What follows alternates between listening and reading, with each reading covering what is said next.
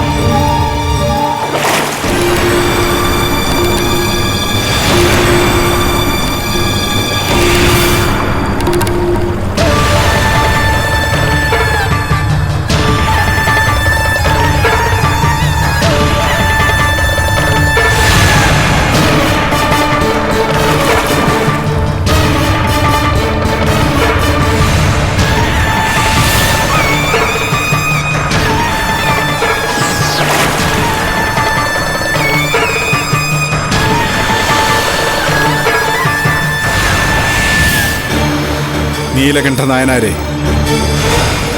ഇപ്പോൾ എന്തു പറയുന്നു? ഈ ഭിക്ഷാപാത്രം ഇവിടെ എങ്ങനെ വന്നതെന്ന് ഞങ്ങൾക്കറിയില്ല ശിവപാത്രെ. അതിനല്ല ഇവിടെ പ്രസക്തി. നിങ്ങൾ ഭാര്യയുടെ ശരീരത്തിൽ സ്പർശിക്കില്ല എന്ന് സത്യം ചെയ്തതല്ലേ? ഇപ്പോൾ ആ സത്യം സത്യലംഘനമായില്ലേ?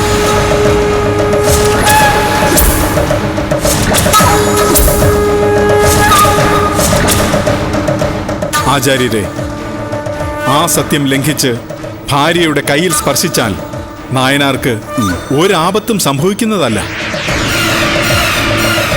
മറിച്ച് നായനാർക്ക് തികച്ചും മാതൃകാപരവും സമാധാനപരവുമായ ഒരു ദാമ്പത്യ ജീവിതം ഉണ്ടാവുകയും ചെയ്യും.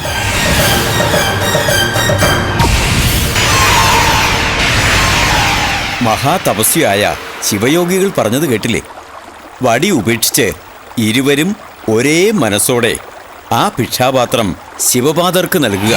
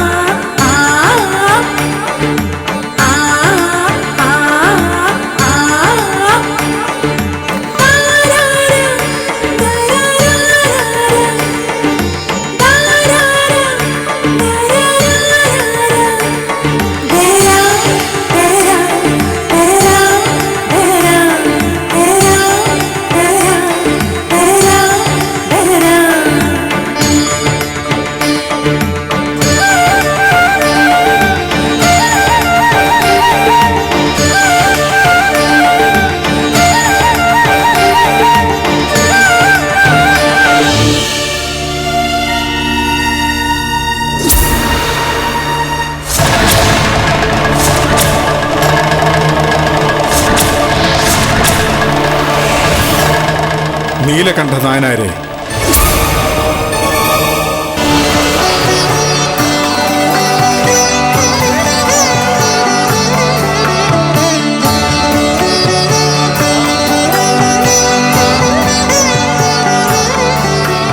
ഭഗവാനെ, ശ്രീ പരമേശ്വര, കൈലാസനാഥ, ജഗത്പതേ, ജഗത് പിതാവും മാതാവും അടിയങ്ങളുടെ ദൃഷ്ടികൾക്ക് സായുജ്യം പകർന്നുവല്ലോ. മഹാഭാഗ്യം, മഹാപുണ്യം.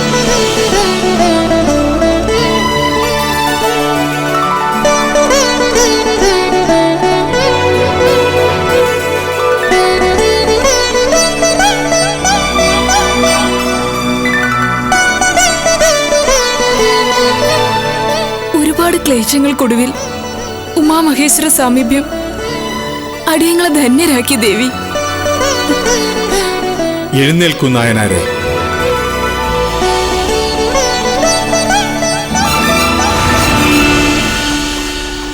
നിങ്ങളുടെ തറവാട്ടിൽ ശിവയോഗിയായി വന്നത് നാമായിരുന്നു. ഭഗവാനെ, വിശിഷ്ടമായ ഭിക്ഷാപാത്രവും നീതിന്യായ സഭയും ബ്രാഹ്മണരും നാട്ടുകാരുമൊക്കെ നമ്മുടെ മായാജാലങ്ങളായിരുന്നു. ഭഗവാനെ,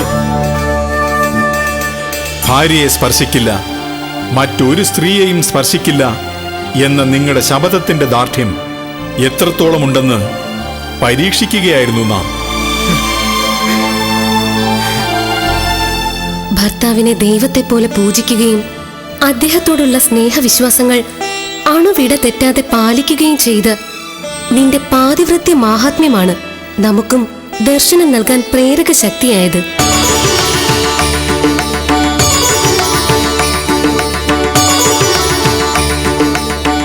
ഈ ഭിക്ഷാപാത്രം നിങ്ങൾ സൂക്ഷിക്കുക. സർവ ഐശ്വര്യങ്ങളും ഇത് നിങ്ങൾക്ക് പ്രദാനം ചെയ്യും.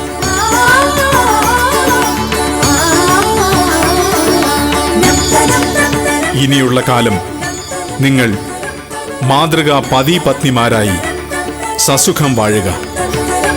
കലർപ്പില്ലാത്ത നിങ്ങളുടെ പരസ്പര സ്നേഹവും വിശ്വാസവും ഉത്കൃഷ്ട സന്തതികൾ സമേതം ജീവിക്കാൻ നിങ്ങളെ പ്രാപ്തരാക്കട്ടെ.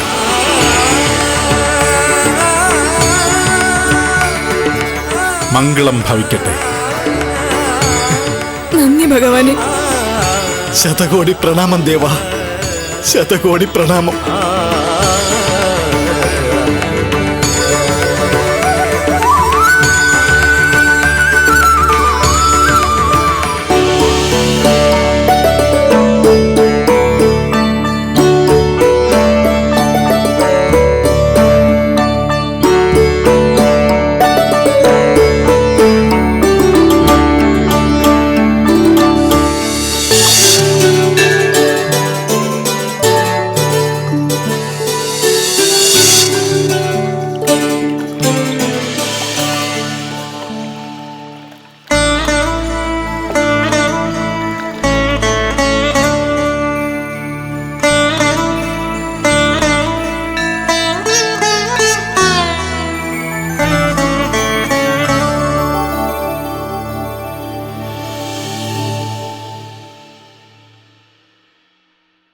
മുത്തശ്ശി, മുത്തശ്ശി എന്താ ആലോചിക്കുന്നേ? നമ്മുടെ നാട്ടിലെ കാര്യങ്ങൾ തന്നെ. തറവാട് പൂട്ടിയിട്ടിരിക്കുകയല്ലേ. ആ മൂദേവി ഭൈരവി കുത്തി തുറന്നിട്ടുണ്ടോ ആവോ? കുത്തി തുറന്നിട്ട് എന്താ കാര്യം? വിലപ്പെട്ട സ്വർണവും പണമൊക്കെ അവര് തന്നെ കൊണ്ടുപോയില്ലേ. നമ്മുടെ ഭൂമി അടർത്തിയെടുത്ത് കൊണ്ടുപോകാനൊന്നും പറ്റില്ലല്ലോ മുത്തശ്ശി. അവൾ അതും ചെയ്യാൻ മടിക്കില്ല. അവൾ എത്രയോ കാലം അകലെയാണെങ്കിലും എനിക്കിപ്പോഴും പേടിയാണ് കുട്ടി. നിന്നെ ഇല്ലായ്മ ചെയ്യുകയാണ് അവളുടെ ലക്ഷ്യം. എപ്പോഴും ചുറ്റിനൊരു കണ്ണുണ്ടാവണേ. മുത്തശ്ശി,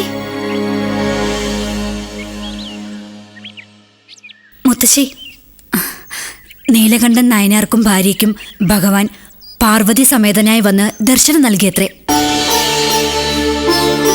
ശിവഭക്തിയൊക്കെ മറന്ന് പാപമാർഗത്തിലൂടെയാണല്ലോ നായനാർ നടന്നിരുന്നത്. തന്നെ സ്പർശിക്കരുതെന്ന് ഭാര്യ വിലക്കുകയും ചെയ്തിരുന്നതല്ലേ? അതിൽ പിന്നെ നായനാർ പശ്ചാത്താപ വിവശനായി പാപകർമ്മങ്ങളൊക്കെ ഉപേക്ഷിച്ച് ഭക്തിമാർഗം സ്വീകരിച്ചു. സംതൃപ്തരായ ഉമാമഹേശ്വരന്മാർ ദർശനം നൽകി അവരെ രണ്ടുപേരെയും അനുഗ്രഹിക്കുകയും ചെയ്തു.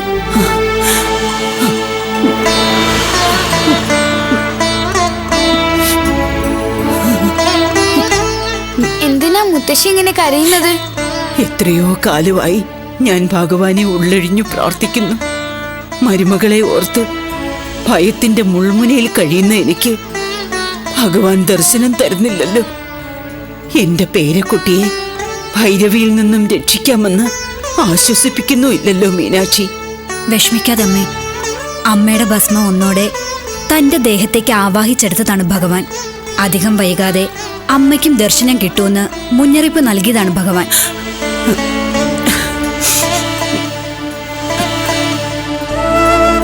എന്റെ പൂങ്കൊടിക്കുട്ടി നന്നായി പ്രാർത്ഥിച്ചു. നിനക്കും ഭഗവാൻ ദർശനം നൽകും. നിന്റെ അമ്മയെ രക്ഷിക്കുകയും ചെയ്യും കേട്ടോ.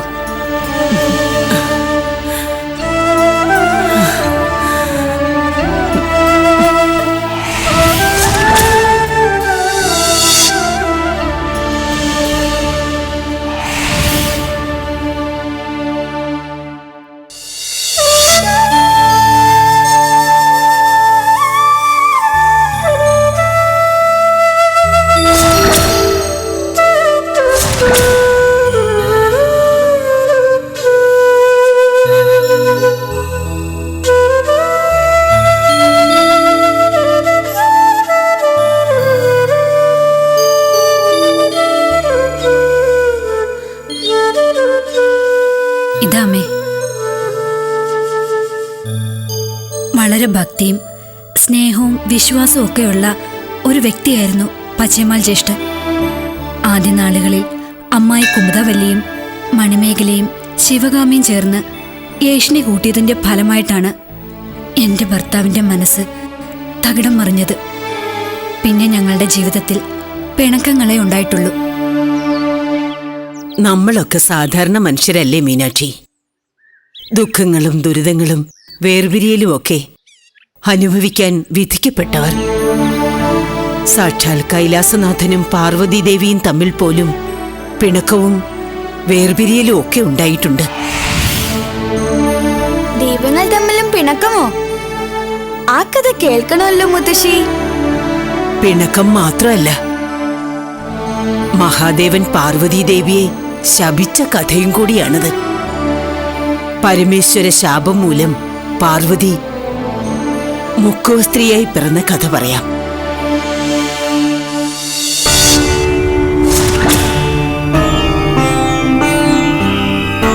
ജഗത്തിലെ സംഭവങ്ങളെല്ലാം ഒന്നിനൊന്നോട് ബന്ധപ്പെട്ടിരിക്കുന്നു. ഒന്നിനെ മറ്റൊന്നുമായി ഘടിപ്പിക്കുന്ന അദൃശ്യമായൊരു നൂലിഴ അനന്തമായി നീണ്ടുകിടക്കുന്നു. അതിൽ കോർത്ത മണികളാണ് ഓരോ സംഭവ വികാസങ്ങളെന്നും അറിയുക. ഇല്ല, ഞാൻ വിടില്ല. എനിക്ക് വേദനിക്കുന്നു. അതുകൊണ്ട് ത്രിമൂർത്തികളിൽ ഒരുവനായ വൈകുണ്ഠനാഥനെ സംഹാരമൂർത്തിയായ നമുക്ക് ശപിക്കേണ്ടി വന്നത് ത്രേതായുഗത്തിൽ ശ്രീരാമനായി അവതരിച്ച വൈകുണ്ഠനാഥൻ തന്റെ പത്നിയായ സീതാദേവിയെ ഓർത്ത് അനുഭവിച്ച ദുഃഖം വർണ്ണനാതീതമാണ് ദേവി.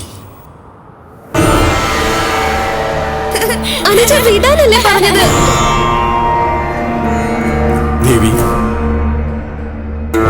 ദേവി, അപ്പോൾ നാം ഇതുവരെ അരുളി ചെയ്തതൊന്നും ദേവി ശ്രദ്ധിച്ചില്ല അല്ലേ? ദേവ, നാം ഒരു നിമിഷം മറ്റേതോ ചിന്തയിൽ വ്യാപൃതയായിപ്പോയി. നമ്മുടെ പൂർവ്വ വൃത്താന്തങ്ങൾ. നിർത്തൂ. നമ്മുടെ വിലപ്പെട്ട വിവരങ്ങൾക്ക് കാതുകൊടുക്കാതെ ദേവി എന്താണ് ചിന്തിച്ചത്? ദേവ, കോപമരുതേ. നമ്മുടെ മനസ്സ്. നമുക്കൊന്നും കേൾക്കണ്ട. പ്രപഞ്ചത്തിലെ പല നിഗൂഢതകളുടെയും പൊരുളറിയാൻ വ്യഗ്രത കാട്ടിയ ദേവിക്ക് മുന്നിൽ ചുരുളുകൾ ഒന്നൊന്നായി അനാവരണം ചെയ്യുകയായിരുന്നു നാം. അതിന് കാതുകൊടുക്കാനുള്ള മനസാന്നിധ്യം നഷ്ടപ്പെട്ടത് തികഞ്ഞ അപരാധമായി പോയി. നമ്മുടെ വാക്കുകളെ തൃണവൽഗണിക്കുകയായിരുന്നു ദേവി. ദേവ, നമുക്ക് പറയാനുള്ളത് കൂടി. ഒന്നും കേൾക്കണ്ട. നമ്മുടെ പ്രഭാഷണങ്ങൾക്കിടയിൽ മത്സ്യത്തെപ്പോലെ മനഃചാഞ്ചല്യം വന്നു ഭവിച്ച നീ മത്സ്യം പിടിച്ച് ജീവിക്കുന്ന ഒരു മുക്കുവന്റെ മകളായി പിറക്കട്ടെ.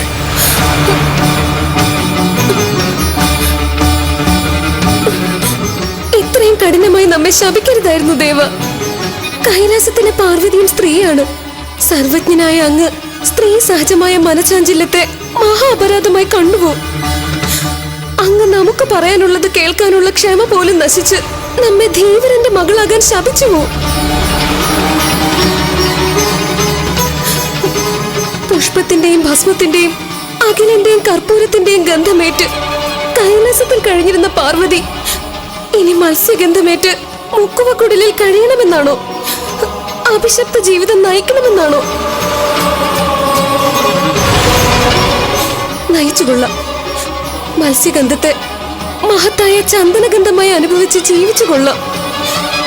കെട്ടുവെള്ളത്തെ നന്ദിവാഹനമായും പങ്കായത്തെ ത്രിശൂലമായും മത്സ്യത്തിന്റെ ത്വക്കിൽ നിന്നുതിരുന്ന ചെറുശകലങ്ങളെ വിഭൂതിയായും കണ്ട് നാം ആശ്വസിച്ചോളാം. മത്സ്യച്ചിറകുകളെ അർച്ചനാ പുഷ്പങ്ങളായും കണ്ട് അർപ്പിച്ചോളാം. പാർവതി ഇനി മുതൽ മുക്കുവ സ്ത്രീയാണ്.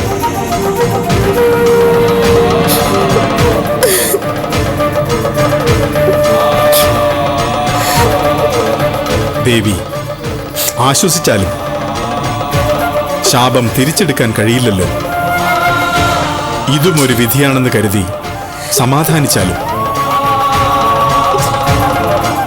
ദേവി മുക്കുവ കന്യകയായി കഴിയുമ്പോൾ നാം അവിടെ ആഗതനായിരിക്കും. ദേവിക്ക് ശാപമോക്ഷം നൽകാൻ, ദേവിയെ വരിക്കാൻ ആശ്വസിച്ചാലും.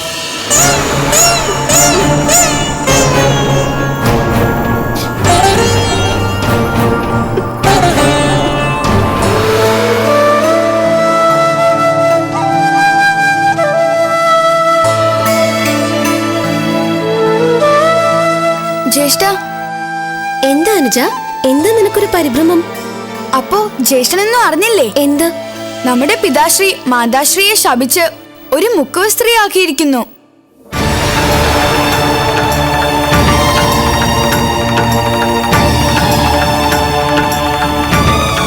മാതാശ്രീയെ മുക്കുവ സ്ത്രീ ആക്കിയെന്നോ? എന്ത് അവിവേകമാണ് പിതാശ്രീ കാട്ടിയത്? അത് അവിവേകമാണെന്ന് ജ്യേഷ്ഠനും തോന്നുന്നുണ്ടല്ലേ? അവിവേകം കാട്ടിയത് പിതാശ്രീ ആണെങ്കിലും നമുക്ക് പ്രതികരിക്കണം. പിതാശ്രീയോട് ചോദിച്ചിട്ട് തന്നെ കാര്യം. അനുജ, തക്കതായ കാരണമില്ലാതെ പിതാശ്രീ ആരെയും ശപിക്കാറില്ല. എല്ലാ കാരണങ്ങളും ഓരോരോ കാരണങ്ങളുമായി ബന്ധപ്പെട്ടിരിക്കുന്നുവെന്ന് പിതാശ്രീ ഇടയ്ക്കിടയ്ക്ക് പറയാറില്ലേ? എല്ലാം അറിയുന്ന പിതാശ്രീയെ നമ്മൾ ചോദ്യം ചെയ്യാൻ പാടുണ്ടോ അനുജ? പിതാശ്രീയുടെ ശാപത്തിന് ഇരയായിരിക്കുന്നത് നമ്മുടെ സ്വന്തം മാതാശ്രീയാണ്. നമ്മെ മുലയൂട്ടി വളർത്തിയ പ്രിയപ്പെട്ട മാതാശ്രീ. അവർക്ക് പിതാശ്രീ കണ്ണീർ സമ്മാനിച്ചാൽ എതിർക്കേണ്ടതും അതിനൊരു പരിഹാരം കാണേണ്ടതും പുത്രന്മാരുടെ ധർമ്മമാണ് ജ്യേഷ്ഠ. മടിച്ചു നിൽക്കാതെ വരൂ ജ്യേഷ്ഠ.